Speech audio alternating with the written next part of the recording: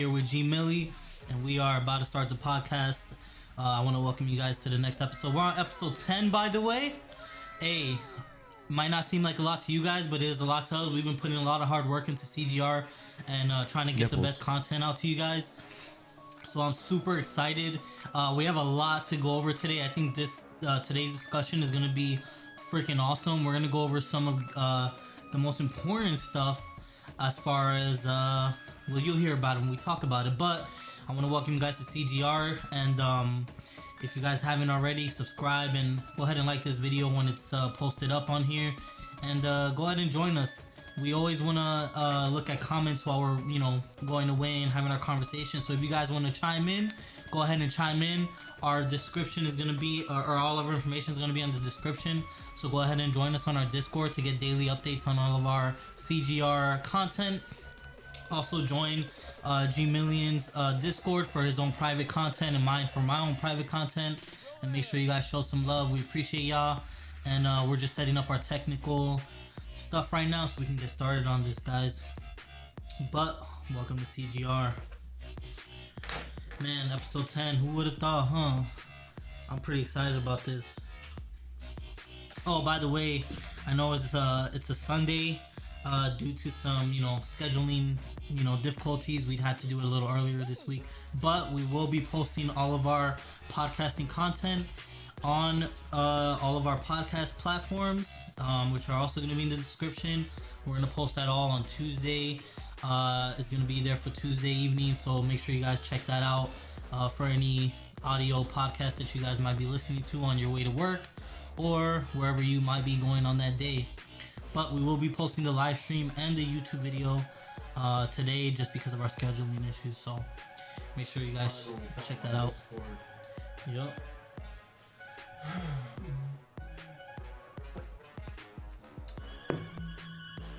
So just give us a few more minutes and we'll get this on the way.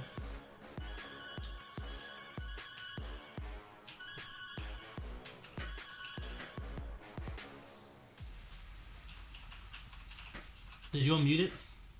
Yeah, the mic's been unmuted. Alright, perfect. Can you, before we start, can you put the camera? I just want to see how we look real quick. I'm just doing everything on Discord real quick. Alright, perfect. By the way, guys, we have 2 more episodes that we're gonna do live in the same area. Our next podcasts after this are all going to be on Discord. So today and Thursday will be the last podcast that we do here in the same room. Make sure you guys tune into that. Everything's going to be on Discord starting on next week. Super pumped about that. It's going to be better for you guys. It's going to be easier for us, and we're definitely going to keep you guys updated with that. Okay, so the camera looks like this so far. Alright, can you hop in there real quick? Let me see. Can you turn it more your way? Right there. A little more my way. Alright, perfect. Let's get right there. Great. Alright, muting the music. So we're going to start soon. Alright.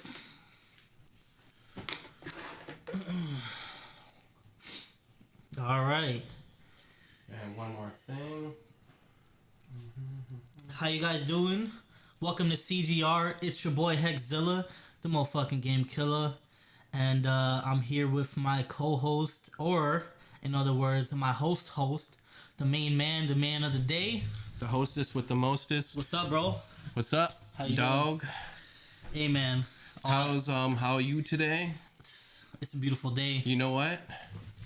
Today I brought little Timmy. Nipples. What's up, Timmy? What's up? Say something, Timmy. Nipples. He just said nipples. Oh, hey. I think we all like nipples at one point, huh? It depends what kind of nipples, but we do like nipples here on CGR. I want to welcome you guys to Console Gaming Radio. This is episode 10 of our daily console gaming discussions. Exactly. And today we have a great episode that we're going to be talking about. I think a lot of people are talking about this, especially now. That's how I got the idea. Exactly, because a lot of people, it's a trending topic, and we're going to dive into it ourselves. We're going to be talking about next-gen consoles. If you guys haven't read the description, we're going to be talking about next-gen consoles. Some of the things that we want to see, some of the improvements that we've seen, some of the improvements that we've seen in the past. We're going to go over all of that today, and we're going to talk a lot about some of the most trending issues as far as console gaming and console platforms. So I want to welcome you guys to the CGR.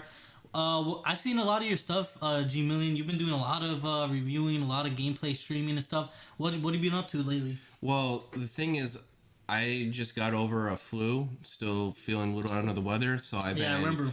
So I've been at home, being miserable. So I've been pumping out content left and right, just trying to keep myself busy. Yep. So I just did a Red Dead Redemption review, a Trials Rising review. I've been doing a lot of the Stadia content that I promised you guys. Better late than never. So, if you guys want to see more Stadia reviews in the same style, just let me know. Or if you want me to branch out to other games from other platforms, I'm down to do that as well. Yeah, definitely check those out if you haven't. There's some pretty good reviews. Yeah, man, we're definitely this next coming week is gonna be a big week for us guys because we actually have everything final in effect.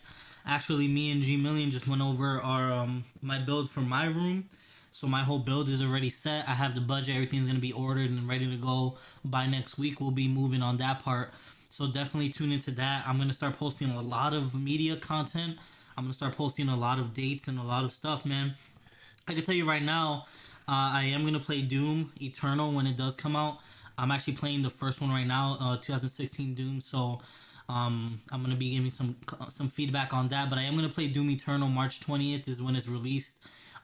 Same time as Animal Crossing, by the way, for all you Nintendo fans. I'm also going to be playing Red Dead and Call of Duty and Resident Evil 3 Remastered. I'll be doing a post review on Resident Evil 2, so make sure you guys stick around for that. That's going to be in the month of March, and we're going to be posting a lot of content, so that's what I got going on. What do you got going on for the next month, man? For the month of March, nothing really. Since I've been out of work, I'm not going to have enough money to buy a lot of video games. So I might just cover more Stadia stuff or see if I can get some games on discount that I haven't covered yet so I can do a review on those. I know you're going to do a lot of DDR stuff soon too. So I did a DDR stream on Twitch I think like a week or two ago. But I need to upgrade my dancing PC if I want to stream it. Yeah. Because I don't want to move my 50-pound computer to my living room. Hell yeah, that thing is huge. Or my 100-pound pad in my room again. That was a nightmare too. Yeah, but definitely stick for that because if you haven't seen him play DDR, this guy's a beast. Super good at that beast game. It's from the East. Beast from the East. He's a motherfucking eat this feast, and it's gonna be dope. But let's jump into this, man. Let's get to the nitty gritty of it. Before we jump into this, I want to talk about the PlayStation 4. I want to talk about some specs real quick. Just to give you guys a little narrative. A lot of what we're going to talk about today is kind of... I want you guys to realize a lot of this information is kind of not even... It's just speculation. So don't take a lot of what we're saying for facts. There's not a lot of facts in here. We're just kind of going off of the things we want to see and looking at trends from each company from before, seeing what we think that they're going to be implementing now. So...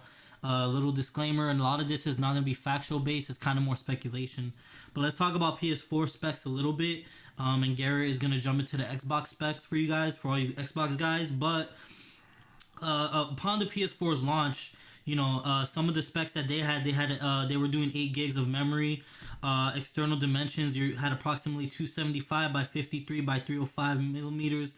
They did have a DVD drive. They had the Blu-ray drive. So you can watch those movies for people that still watch movies using CD. I don't know a lot of people that do, but if you do, they did have that in this last PS4. They did have an input-output drives in there for USB 3.0 ports. They had 2 of those. They did have a AUX port, 1 port for that. They had a network with Ethernet and Bluetooth port that you guys can use for PS4. The camera, you were looking at 1280 times 800 pixels sensor capable that can capture 60 FPS if you wanted to. A lot of what we're going to talk about is the broadcasting that Sony had, and how was it for the viewers. Storage size, I had 500 gigs on the regular PS4, and then the PS4 Pro came out with 1 terabyte of storage space, and then AMD for the GPU and the processor. So Garrett, GMillion, man, so before we start, man, what are some of the things that you liked upon? Before we start about that, though, I want to know if you can go over some of the Xbox specs for all the Xbox guys.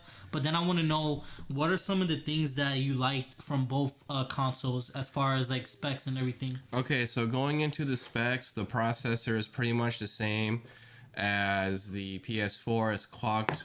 It's a little. When in the Xbox launch, it was a little underclocked to shoehorn in the Kinect. So I'm talking about the VCR Xbox, 500 gigabyte hard drive, DVD drive, Blu-ray drive. So this was the first Xbox that natively you can watch Blu-rays on there, right? As well. I remember that. Yep. And when the S came out, it had the Ultra 4K Blu-ray support. So, yep. And the PlayStation Pro didn't have that. Mm-hmm. As far as the graphics, same integrated graphics memory. It had 8 gigabytes of ES RAM. 4 of it was meant for the software, and some of it was meant for the Kinect before they got rid of the Kinect. And which I'm happy about that, because and as soon as they got dropped support of the Kinect, they raised up the clock speed of the processor to make games run on par with the PlayStation. And I do gotta say, if you compare the Sony and the if you compare PlayStation and Xbox specs, when they did remove the Kinect, I did see a big difference in graphically with gameplay on that. I do want to add that because I did. Yeah, play now it. They're more evenly matched. Yeah, so it definitely did evenly match it out. Now the S came out that gave you HDR support. Then when the X came out, that's when they really boosted the clock speed of that console. And now that's the number one third-party machine, unless you're counting PC. But if you're only counting console, then yeah, you're looking at one of the best right there. Exactly, the most powerful console ever made was the Xbox One. Right, X. and you got to think, man, Microsoft is technologically a great company, so they definitely had a great backing with the. And not to say Sony isn't. Sony in itself has some great technological advances, but some Microsoft, some of the decisions that Sony did was kind of like ass backwards, like Nintendo. Yeah, exactly. Yeah, and we'll go more into detail about that. What are some of the things you liked from the initial launch of the PS4 and the Xbox One?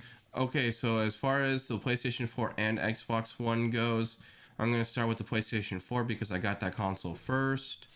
The launch lineup was surprisingly better than I thought on the PlayStation 4. You got Killzone Shadowfall, you got Knack that no one cares about. I remember Killzone Shadowfall. And you got Call of Duty Ghosts, Assassin's Creed Black Flag, which is my two go-to games were Assassin's Creed Black Flag and Killzone Shadowfall and Call of Duty Ghosts. Which I do want to say my first game on the PS4 was Killzone Shadowfall, and I did play through the whole game. Graphically, because I can only speak graphically, I don't want to speak narrative or gameplay because it was just regular shoot 'em up first person shooter. I really didn't find anything special with that game personally, but graphically Killzone Shadowfall I feel like it really gave the gamers, it really gave them a full view of PlayStation's capabilities at the time, right? Because graphically it was just beautiful, that game, and it was running on some good frames. I remember playing that and I was like, damn, PlayStation 4 really upgraded from their last system. So yeah, right. Don't get me wrong, it's just at the end of the day, it's just a graphic upgrade. Right. Nothing special about the 8th generation consoles. Exactly, yeah. But graphically, man, really big jump on that part. Right, and a lot of people ate up these launch games because these consoles weren't backwards compatible. So. Yeah, exactly. And as far as what I liked about the Xbox was, I don't know, like I love the Xbox brand, but this was coming from a bad time with the Xbox. Yeah. When I bought my Xbox One for the first time in 2014, there wasn't much going for it, to be honest with you. Especially with if you look at the exclusives on Xbox, at that, especially in that time, Last of Us had just came out with their remaster. Yeah, A lot of Sony exclusives were blowing Microsoft out the water. I got my system when Titanfall came out, so I think I bought that with Titanfall. Yeah, and I remember Titanfall at the time. Titanfall 2 was a way better gameplay and way better game overall, but I think Titanfall 1, it was a flop almost for Xbox, and so they kind of started off on the wrong foot if we really were to compare the two at the time. And Master Chief Collection, you guys say whatever you want about that game. Every single Halo game into one, even though it launched kind of poorly, at the end of the day, single player gameplay wise, it was a good game. Yeah. As far as multiplayer, if you didn't have a lot of those issues, then it's a good experience. But it's fixed now, so, and very good in 2020. Yeah, definitely. And so yeah, I mean, upon launch, these two games now, graphically, yeah, they were both advanced in their own right. Kind of like you said, though, you know, they had their issues. Xbox at the time, I believe, Xbox One kind of had a rough start. They still have a rough start. They still do have a rough start, but I think that it's more. I think if we were to compare the two, they're kind of matched at this point. I mean, they both come a long way. I think Xbox, especially with Halo, when they came out with Halo Reach, really bring the Halo fans back into the gameplay. Exactly. Because Halo Reach was a significantly good game, and I didn't even play. I played maybe a few minutes of it because I don't really play Xbox. But I gotta say, Halo Reach was a really fun game, and I think that bring Xbox back to their original light. A lot of dormant Halo fans got back into Reach. Right. Now, would I say Halo Reach was a kind of a console seller? No. But it was a very good game for the console at the time. Let's talk about cloud gaming a little bit. What's your views on cloud gaming? I know that, especially with Stadia making its debut this past year, and a lot of these different cloud gaming platforms that are, coming into the light of gaming. What's your view on cloud gaming? Do you think that this is going to be a significant addition? Well, the thing is, cloud, by the end of this year, you're going to have xCloud, hopefully be out of beta.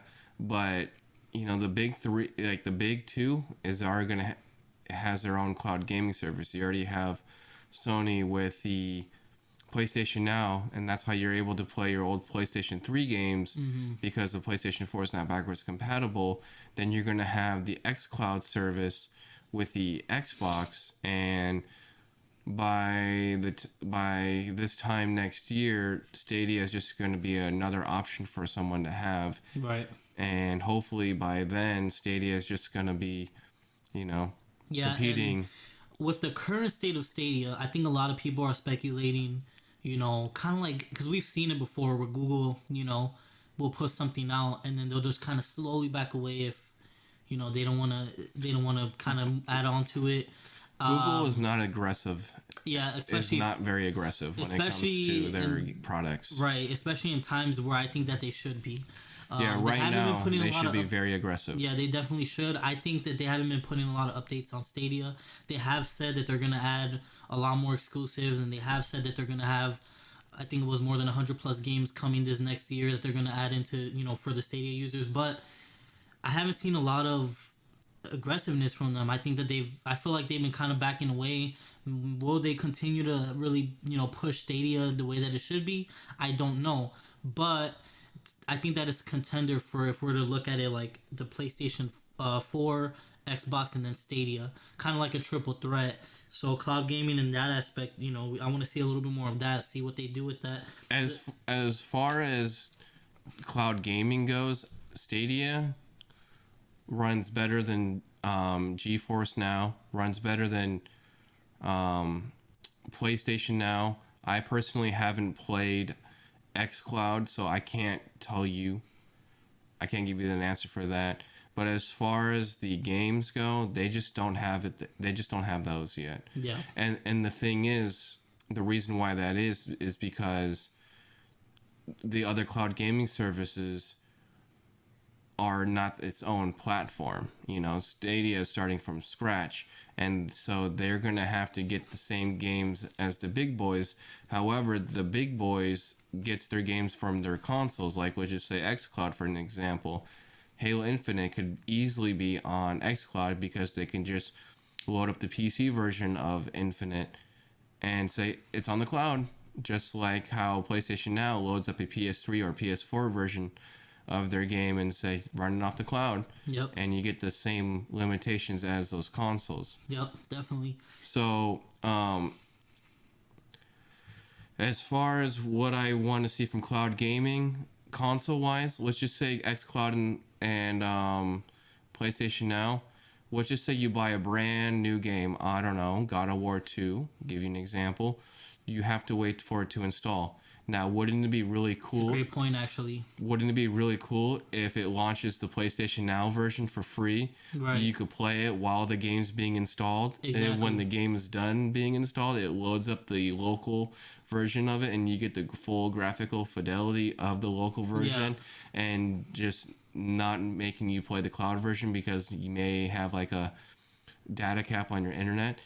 I think if the next gen consoles implement cloud gaming like that would be a big leap. Right. Then what I want to see out of Google Stadia is I just want to see them be aggressive. I just want to see games, same time frame, Doom Eternal, same day. Right. Shadowpunk, same release date. Shadowpunk, same day. Mm-hmm. You know, third party game here, same day. Not, is this game coming to Stadia? When is it coming to Stadia? Versus, You know, and even if, I think, especially with Google, I think one of the biggest things with Google Stadia that I think that they could have improved upon is, I mean, it's not, even if they don't throw games out every single second, it's easy for them to just go to a, third-party developer and kind of tell them, hey, you guys seem to have a good, platform. We want to try to help you with your, with your current projects. Yeah. Because we want to implement them. So that way, Google Stadia users can have exclusives and have different games for them to play. Google, which I think that they haven't been doing lately. Google has a bunch of money. They can go to, publishers and developers, say, hey, here's a bunch of money. We'll help you fund your game, but you got to put it on Stadia, and we'll cover the cost. Exactly. The money that you'll be missing on other platforms. Right. So that way, we're getting more exclusives. We're getting more, better content, better games that are exclusive to Stadia, and I think it's going to help them a lot if they were to reach out to more developers. Yeah, but they're not doing that, or we don't know if they're doing that. It doesn't seem like it, at least. Yeah. I mean, they haven't really published and all the news anything. that I've been hearing is a bunch of games are coming to Stadia. It's all talk, but where are they? Right, kind of like they did with the, a lot of people when they initially launched thought, well, we can play this on different platforms. We can play this on our phones. We can play this on our laptops. We can play this on our PCs. But it hasn't even. They haven't even translated it to their own YouTube, and Google owns YouTube. So like, how can they can't even stream on YouTube using Stadia yet, which is a big setback because that was one of the things that they initially launched was being able to do that, and also being able to play on their phones. But you can't even play on iOS or Android. You have to have a Google phone. Well, they're working on that right now. Yeah, but I think these are things that kind of let down, and because they gave up so much hype for it, and we're still not seeing these fundamental things. Yeah, and to make things worse, the 2 game reviews that I did, one of them came out earlier this year in February on other platforms, and Red Dead Redemption 2 came out in 2018, right. and launched in 2019 on PC. So they're not like brand new games that I'm covering on my channel. They're older games that anyone could do anyone could do already. Right. But this podcast is not about Stadia. We need to know what's next gen gonna do and how Stadia is gonna Stadia's gonna compete with that, really. Exactly. Because at this point they can easily kind of keep themselves afloat with the current gens, but if the trend is continuing, not a lot of people are going to care when next gens. Yeah, because next gen consoles, you hear like these podcasts, like these console specific podcasts, has like a page, like a couple pages of new releases coming out for that console, and nothing on Stadia. Oh Yeah. well, SteamWorld Dig. No, there's a game coming out next week. On Tuesday, coming out for Stadia, and I forgot what it's called. It's a 4-player online game. I heard it on Stadia Talk this morning. So there are games coming out for it, but it doesn't compare to next gen consoles. Right. And Stadia is a platform, and it needs to compete with next gen consoles. So that's why we're talking about it. Yeah. Let's look at multi-platforms real quick. I know in our last few episodes, I think it was episode 6 or 7, we did talk about multi-platforming and kind of the trend and stuff around that. What do you think is going to be the trend coming this next gen's PS5 and the Xbox, next generation consoles? What do you think the trend is for multi-platform? You think they're going to integrate it on release? Do you think it's going to be something that they add on? What do you think? Well, if a game's not cross-save or cross-progression in the 9th generation of consoles, then that game is not going to be talked about. Okay, why do you think that? What makes you think that? Because of Call of Duty. I agree. I think Call of Duty made an impact. Well, technically Fortnite made the initial impact, but Call of Duty was the first third-party publisher that really implemented that triple A game that made that a reality. Yeah, if Call of Duty, we could talk about Fortnite. Yeah, but I mean, Fortnite. You look at Fortnite; they originally, they were never cross-platform, and they kind of grew into that due to the fan base and all of that stuff. But triple A wise, Call of Duty set the trend for that. And they really started that cross-platforming, setting that a lot of people, I feel like, even myself, I kind of look at it like, if I play Call of Duty for so long, especially Call of Duty Modern Warfare, I want to see that in other games now. You know what I mean? Just because it was so good. Yeah. There's no excuse. Call of Duty can do it, and you guys complain that it's the same game every year. They don't innovate. They just innovated with cross-platform, cross-progression. Yeah. Link your Call of Duty account to your other platforms, and you just load up your profile on a different platform, and you're good to go. And if a third-party game doesn't do it, it's not going to be talked about it because that's so last year. Pushed under the rug type of thing. Yeah, that is so last generation. That's what disappointed me with Borderlands 3, and that's what's going to disappoint me with the future third-party games with multiplayer. Right. If they can't do it. And you know what, man? I was thinking about it, and I think this is relevant to that cross-platforming. Even the bigwig, exclusive games. Granted, they're exclusives, but, at some point you would think that they would cross-platform it almost where everyone can play it. Right? For example, Halo is one of Xbox's most prominent exclusives. Obviously, they're going to protect that, right? Yeah, but they're releasing Halo games for the PC now. That's what I'm saying. So, it's a trend that we're seeing. I think if they're going to have exclusives like that, they need to make it cross-platform and maybe give a little more to the Xbox side. Maybe give them a little more perks, or they can get first dibs on release or things like that. But they definitely give them a taste. Right. Release, because they're releasing Horizon Zero Dawn for the PC. Yeah. Granted, the fact 3 years later, but the PC players get a taste of the PS4 game, and they could, they have a little taste and like, oh, this is what I'm missing. I'm gonna go buy a PlayStation. Yeah, and for your Sony fans, by the way, for all you PS4 fanboys, because I know I'm a PlayStation fanboy. I know you are. Definitely fanboy. Hell yeah! But even for the PlayStation guys, we can say the same thing about Halo, but we can say the same thing about Last of Us. You know what I mean? Yeah. Because I feel like Last of Us is almost like the predecessor of Halo for the PlayStation, at least. I would love to see Last of Us 2 cross-platformed on PC and PlayStation. I would love to see that. Will it happen? No. I don't know. I doubt it would happen upon release, but I know that it definitely should be a thing that happens sooner than later. Or make the Uncharted games, like the first 3. Yeah. Like, those games are old. Those games are PS3 era. Right. So, Uncharted 3, which was one of the most graphically great games for the PlayStation, definitely should be cross-platformed at this point. Yeah. But it's not going to happen. Probably not. I don't see it happening upon release of the next gens, honestly. But maybe we could wish for it. We could hope for it. But we'll see what happens there. Let's talk a little bit about some of the exterior factors, right? Let's talk about controllers. The controllers for each game. I know, the DualShock for PlayStation 4 had a lot of advancements compared to the PlayStation 3. For example, some of those were motion sensor. I know the DualShock controller also had a touchpad that they integrated upon the PS4 launch. What do you think about that in that aspect? For me personally, I kind of think I wouldn't say it's a waste of time, but it's kind of like nobody used it. So if they weren't to implement motion sensor into the PS5 coming next gen, I wouldn't see it as a big deal because developers never added it. I don't see it in games as much as they should. Nobody cares about it. Nobody uses any of it as much. Really not a big deal to me. But what do you think is on PS5 is gonna happen, or even at the next Xbox? Okay, here's what's gonna happen. This is totally all speculation here. Okay, so this is an Xbox One controller right here. You guys can see that. No, let me see. So they can see. I'm gonna show you guys. Xbox One controller. Right. There's nothing special about it, and there's nothing. No motion sensor. They don't have the touchpad on here.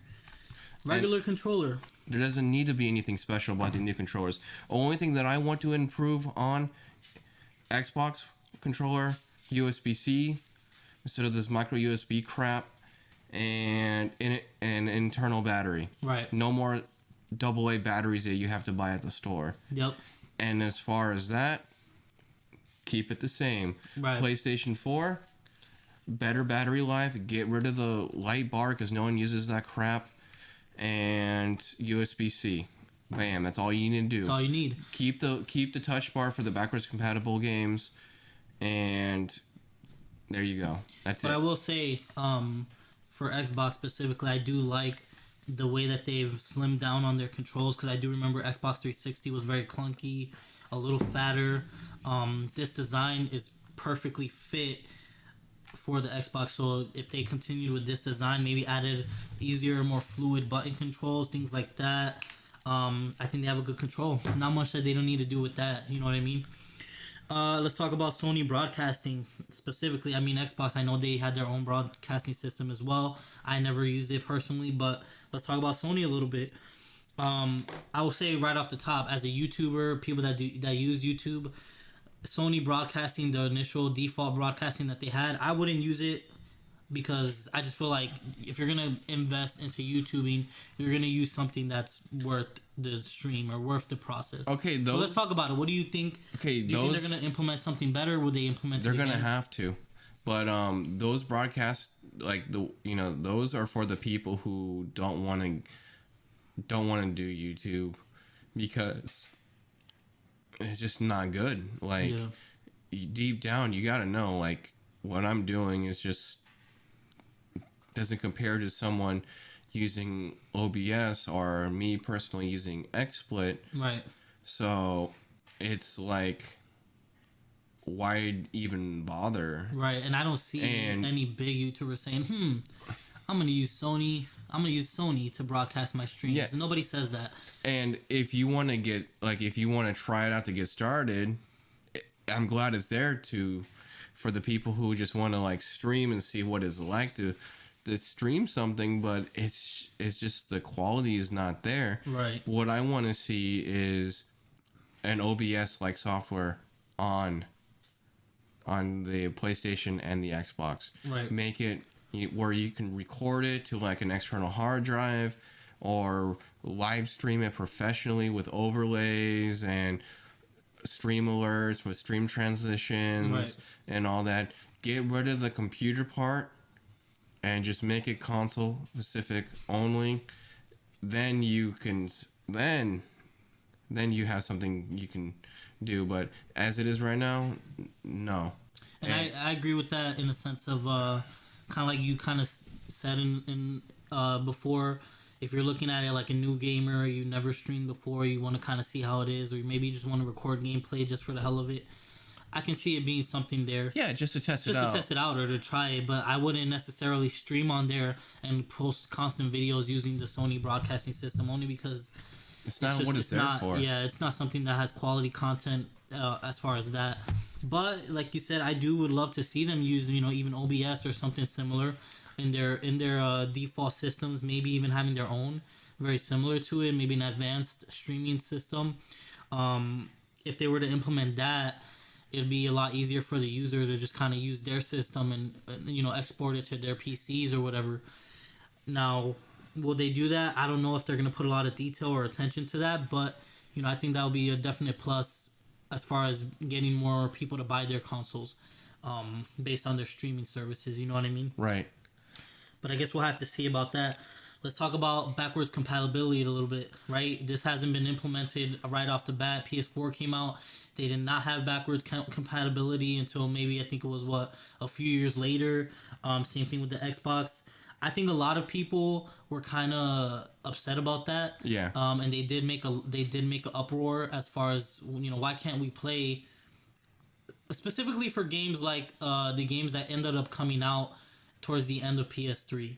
A lot of people were like, why can't I play this game going into PS4, right? The main reason, because and I want to add on to that before you say your piece.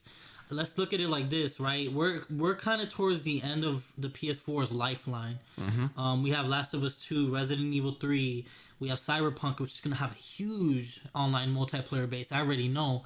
We're towards the end. Even Call of Duty Modern Warfare still has a huge multiplayer base right now on the PS4.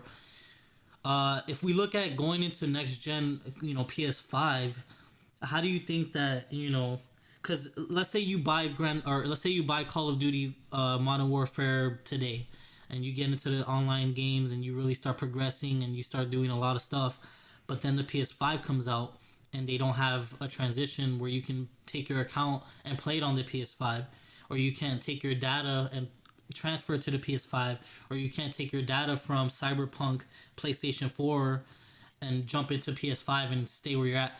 I think that's going to be a big setback for a lot of people because, you know what I mean? You want to play what you want to play with your achievements and stuff. And I think that if they don't do backwards compatibility upon release, it's going to be a real big setback for a lot of these games as far as going into PS5 or Xbox, the new one. Okay, here's the thing. Call of Duty is going to come out with a new game every year, so your stats are going to be bullshit anyway. So deal with that.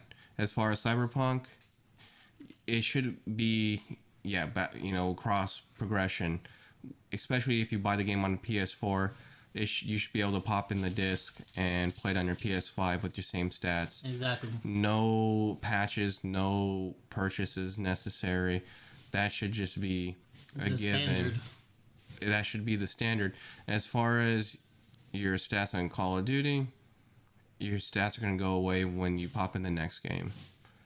So probably because they do make games every year nowadays, you know what I mean? And so as far as backwards compatibility goes with just PS4 games and Xbox One games in general, since the next generation consoles and this generation consoles are going to be the same architecture, the x86, those games are going to be just fine backwards compatibility. It's the Xbox 360 games and the PS3 games and the original Xbox and the older PlayStation games. Those are going to be the problem. I'm thinking, here's what's going to happen. On the Xbox side, every game that's backwards compatible right now, 360 wise, and the original are going to be backwards compatible with the Series X. So the same system that we have now, I'm pretty sure that's going to be the same.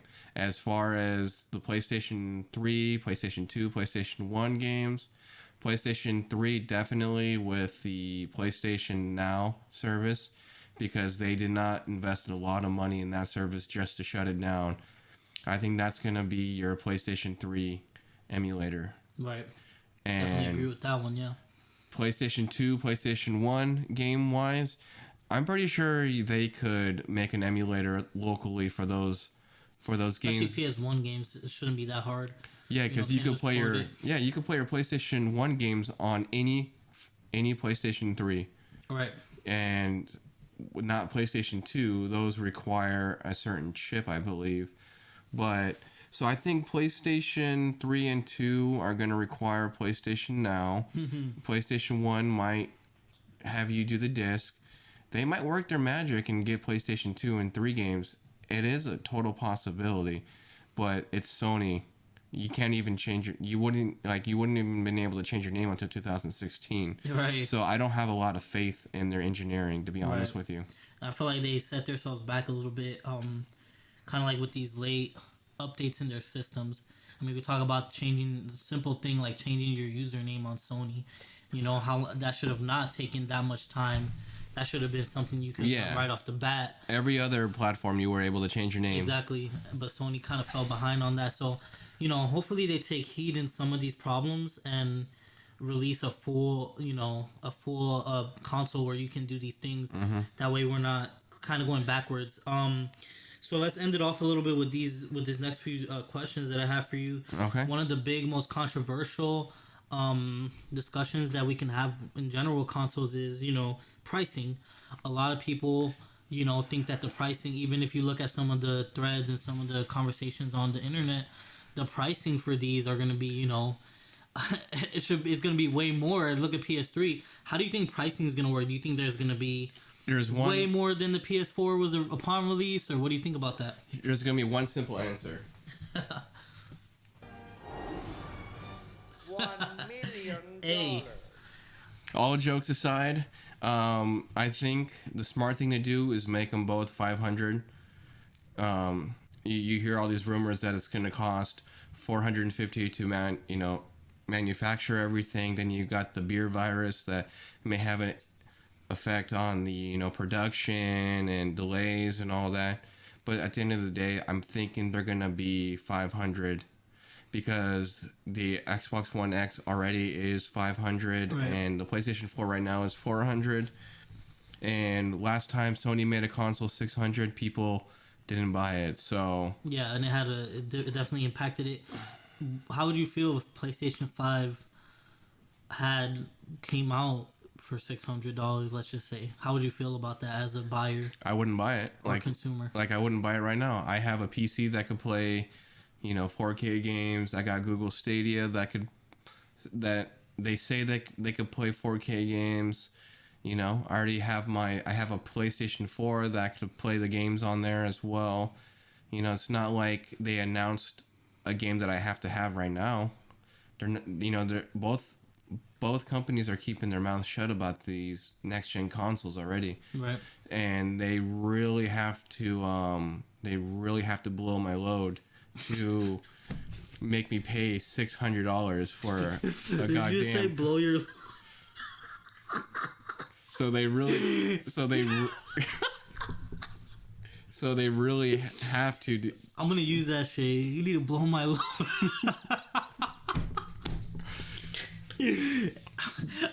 Okay, public service announcement. You need to blow his load. If you make it anything more than 500, you need to blow our loads because that's ridiculous. I have to agree with you, man. I probably wouldn't. I'm one of those guys that buys a console and waits till like 2 years until it gets cheaper. So if they're gonna put out a game, they definitely need to give it a reasonable price. And I think 600 will be cutting it. 500 is a good range. Mm-hmm. 500 is doable. It's doable, yeah. Especially with the new graphics and all of the different processors and things that they're going to add. Yeah. I can understand it going up a little, and inflation and shit like that. But, I wouldn't pay 600 for a new console. Exactly. Microsoft proved that you can sell a console for $500. Look at the Xbox One. Right. Even though it's in last place right now, it wasn't like catastrophic like the PlayStation 3 was. Right. And the Xbox One X, people love that console. That's their third-party machine right there. And by the way, I feel sorry for my parents because you guys bought it full retail price when it was released. Yeah, okay. Parents, wait till you see. Do not buy the game more than it should be. Just a disclaimer: if you buy it for your kids for Christmas or some shit, you must really love your kids. Just know that it probably will go down. Funny story: I bought a PlayStation 3 for $600. A week later, it went down to $500. Right. So, yeah, be aware of that. And anticipate it probably being a little more expensive than it should be. I was able to get it at exchange, and I used the extra money to buy a couple of games. Right, yeah. So, little heads up to you guys. Last thing I want to ask you, man, is... I want to say Stadia versus Xbox versus PlayStation, but I want to move myself away from Stadia a little bit, only because I feel like They're in their own lane right now. But the final question, let's end it off. Xbox versus or Microsoft versus Sony. What console are you gonna go for first, based on what you know now, or what you speculate now, or what you see with the current generation consoles? What console are you gonna head towards upon release? Okay, for each one, do you think? Microsoft does not give me a reason to buy the next generation console because I could buy Halo Infinite for the PC or Xbox One, and I could just keep my Game Pass service, and I could just play it with Game Pass. There's no reason for me to buy an Xbox One Xbox Series X unless I wanted to have better graphics. But as far as graphics go, my PC could still handle 4K gaming as it is right now, or I may have to dip it down to 1440, but that's, it's whatever.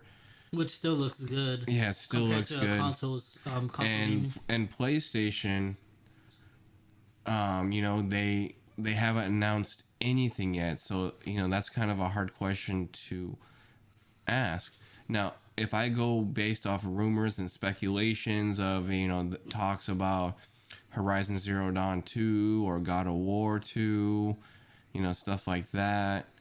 If they released God of War 2 only on PlayStation 5 in the same style as the remake of God of War, then I would have to go with PlayStation. It's all about pricing and games. Right. And I gotta say, shout out to Naughty Dog, because now looking at it, they did the same thing with The Last of Us 1, where they released it towards the end of the PS4 or the middle of PS4's shelf life, or PS3, sorry, and then they remastered it for the PS4. So it's kind of like they're doubling their money. I think they're gonna do the same thing with The Last of Us 2, where they're gonna release it. It's coming out in April.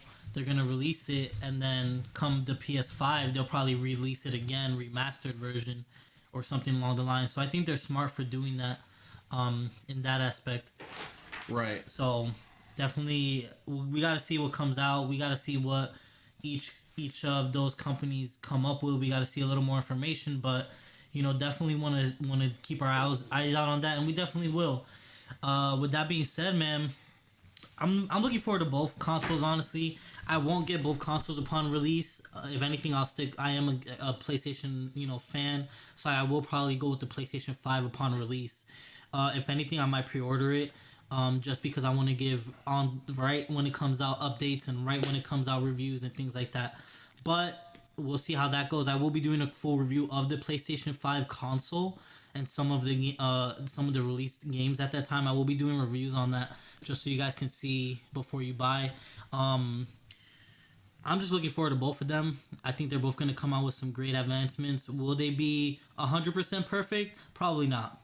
Are they going to have problems? Of course, just like any other game, they're going to have some type of issues or bug issues, interface, online, things like that. But, obviously that comes with gaming. Nothing is perfect in the gaming world.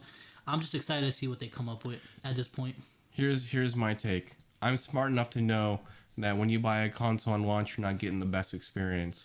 So They really have to blow my load to really get me to buy a next generation console on launch. Because they're gonna refine the hardware. They're gonna lower the price. Right, they're gonna lower the price. They're gonna add a lot of patches, a lot of beta issues, things like that. So I definitely think that's gonna be a possibility.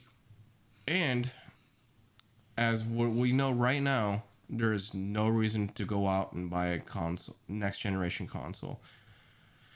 Now, if they have a irresistible game, like a good console, if they do another Halo Xbox ordeal, right? You need to have, if they come out with a console seller like they did with Halo 1, that would be dope.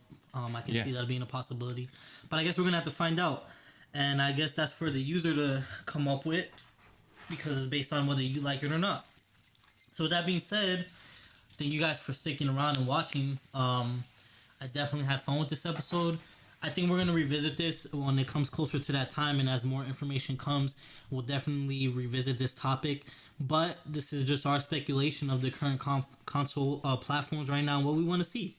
So I want to know, what do you guys expect to see in the next consoles? What do you guys think is gonna change? What are some things you want to see implemented? Go ahead and comment below. Hey man, I think we're on the road to a great fucking generation of gaming coming up. You know what I mean? It's definitely going to be something to look out for. But with that being said, guys, this is Console Gaming Radio. We appreciate you. All of our information, social media is going to be in the description. So go ahead and check that out and follow us for more content and updates.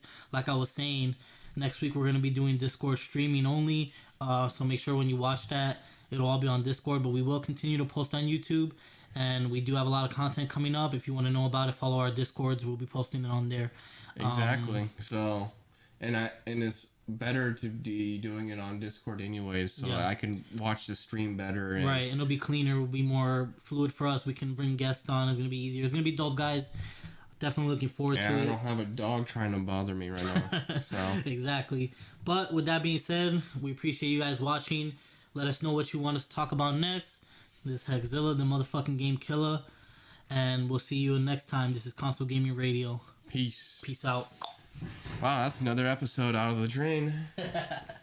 So, alright guys, well, I'm going to go ahead and stop the stream pretty much soon. See if there's any comments that I need to read.